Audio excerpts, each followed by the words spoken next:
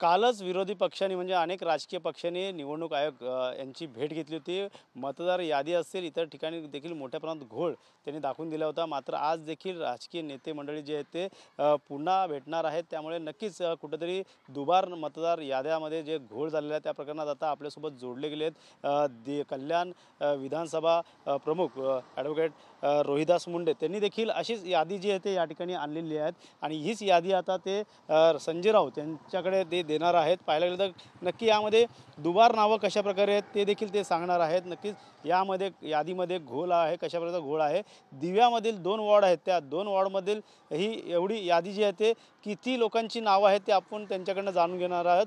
रोहिदासजी, किती नावं दुबार जी आहे ते फक्त दिव्यामध्ये आढळून आली विधानसभा क्षेत्रामधली, काय सांगाल? एकंदर ही यादी तुम्ही आता राऊतांकडे देखील देणार आहेत पुरावा म्हणून।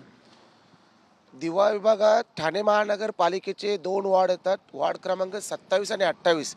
दिवा शहरात एका शहरातच फक्त 17,258 ही दुबार नावं आहेत आणि ही वारंवार आम्ही लोकसभेपासून आम्ही निवडणूक आयोगाला आम्ही सांगतोय की ही दुबार नावं काढा, पण त्यांच्याकडून आम्हाला कोणतेही प्रतिसाद मिळत नाही। ते उलटं आम्हाला सांगतात की आम्हाला दुबार नाव भेटत नाही। जर आम्ही हे साधे कार्यकर्ते जर आम्ही 17,000 दुबार नावं जर आम्ही शोधून काढू शकतो तर मग निवडणूक आयोग का शोधू शकत नाही?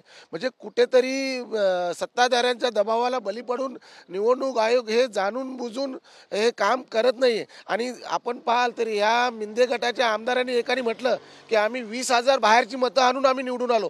म्हणजे याचा पुरावा आम्ही देतोय की 20,000 नावं कशी येतात। आज जर एका दिवा शहरात 17,000च्या वरती जर दुबार नावं आहेत, जर अशी ही 17,000 जर नावं असतील तर प्रामाणिक काम करणारा नगरसेवक तिथे कसा निवडून येईल? या बोगस जी दुबार नावं आहेत यावरती जे नगरसेवक निवडून येतात आणि सत्ता भोगतात। त्याच्यामुळे आत्ता तरी निवडणूक आयोगाने डोळे उघडावे म्हणून आम्ही आज काल बघितलं की सर्व विरोधी पक्षातले नेते मंडळी आमची गेली होती निवडणूक आयोगाला भेटायला आणि त्यांची भेट झालेली आणि आज पुन्हा एकदा त्यांची भेट आहे।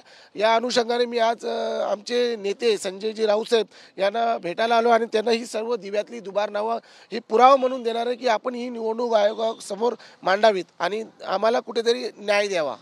येणाऱ्या निवडणूक आहे स्थानिक स्वराज्याच्या निवडणूक, त्यामध्ये न्याय मिळणार? कारण ही दुबार नावं जे ते दाखवू शकणार का कशा प्रकारची दुबार नावं आहेत?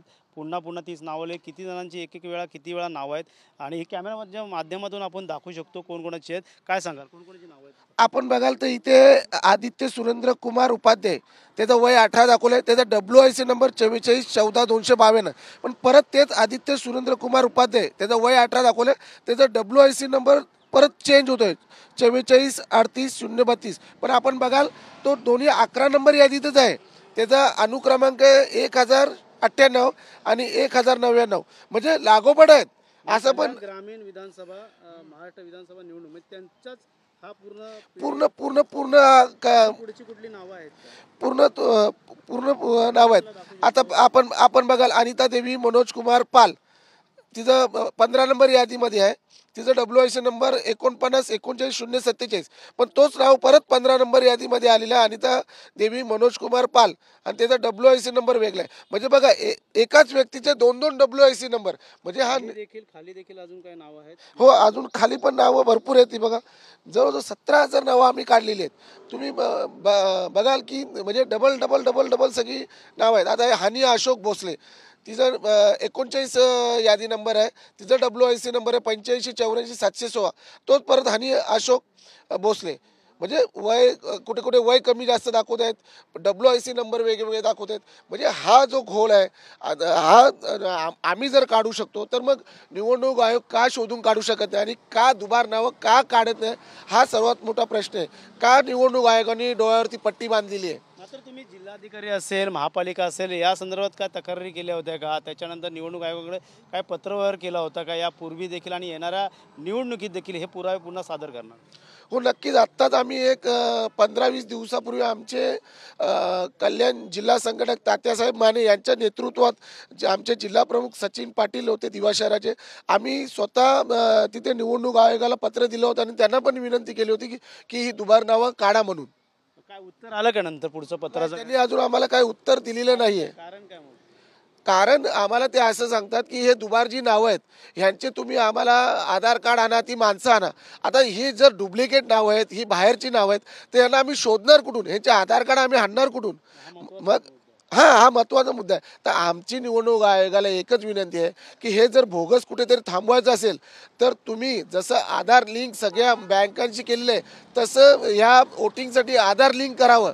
म्हणजे जर जेव्हा निवडणुकीला जो कोणी येईल त्याचा थंब तिथे घेतल्यानंतर त्याचा पूर्ण फोटो येईल, त्याचा पूर्ण ॲड्रेस येईल. मग तुम्ही सगळं जर आधारशी लिंक करता तर मग मतदार यादी आधारशी लिंक का करत नाही? आमची ती प्रमुख मागणी असेल की ही मतदार यादी आहे ना, ही आधारशी लिंक करावी. याच मतदारसंघामध्ये कोण कोण निवडणुकीला उभे होते? लोकसभा असेल या विधानसभा असेल, ठाकरे गटाकडून कोण उभा होता आणि कोण निवडून आलं या ठिकाणी? लोकसभेला मोठा बसला. लोकसभेला आमच्या वैशालीताई दरेकर या उमेदवार होत्या, त्यांच्या विरुद्ध डॉक्टर श्रीकांत शिंदे होते. पण ह्या अशा बोगस मुले आमच्या उमेदवाराला फटका बसला. ते 1-1.5 लाखाच्या फरकाने पडल्या. पण आपण बघाल तर अख्ख्या लोकसभेत जवळजवळ 1.5-2 लाखाचा वरती दुबार नाव असतील, त्याचा फटका आमच्या उमेदवाराला बसला. त्यानंतर विधानसभेला आमचे माननीय माजी आमदार सुभाषजी भोईर साहेब हे विधानसभेला होते. तिथे मनसेचे राजू पाटील होते आणि शिंदे गटाचे राजेश मोरे होते. पण आपण बघाल की राजेश मोरेला कोणी ओळखत सुद्धा नव्हता.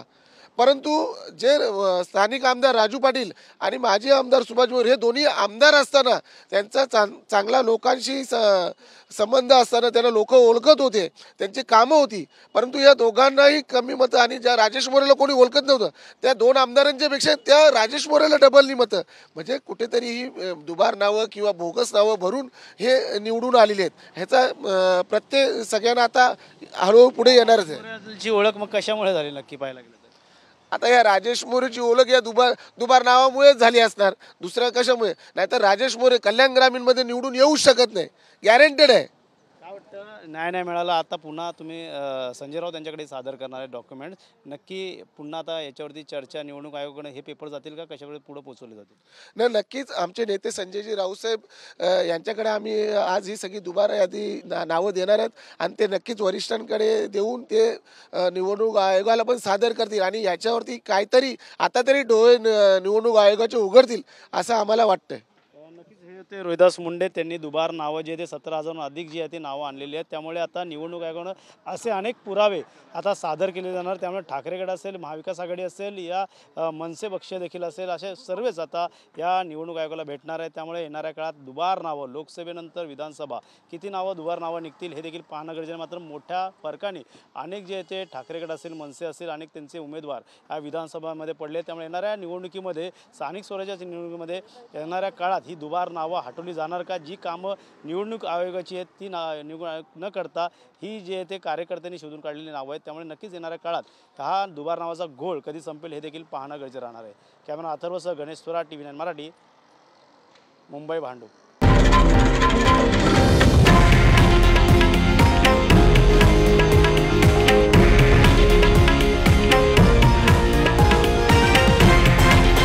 हे आहे देशातील नंबर 1 न्यूज नेटवर्क आणि आपण पाहत आहात TV9 मराठी, एकमेव.